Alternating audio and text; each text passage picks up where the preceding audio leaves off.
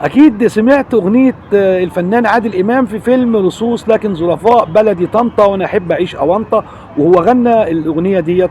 طبعا انتوا عارفين المشهد وقصه الاونطه على اساس محافظه الغربيه وطنطا عاصمتها يعني. طبعا من تصحيحنا للمفاهيم هنقول ان المثل ده فعلا ظلم طنطا، واتقال على سبيل الضحك في الفيلم والفنان عادل امام. وايضا اتقال مثل اخر عن طنطا وهو بيسيبوا اللحمه وياكلوا ايصه. اصل المثل ده ايه بقى؟ الاونطه والايصه، وتدخلك بقى في حيره وناس عايشه على غيرها يعني.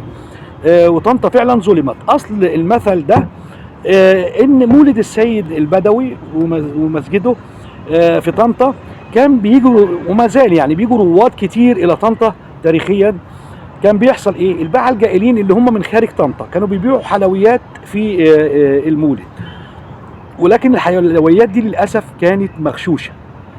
فطبعا طلع المثل هنا عليهم من القصه ديت ان بلد الاونطه بيبيعوا الاونطه بقى، يعني اهو البائعين الجائلين بيبيعوا بقى، بيسترزقوا فبيبيعوا بالاونطه والفهلوه، ولكن هم مش من محافظه طنطا.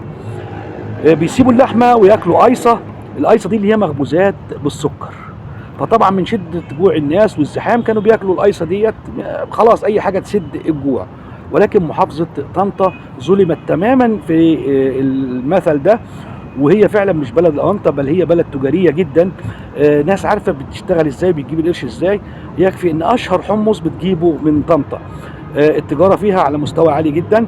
اشتهرت بقى بالحلويات وصناعه الحلويات الجيده اللي هم اهل طنطا. يكفيهم اختراع المدلعه اللي حيرت العالم وحيرت المصريين.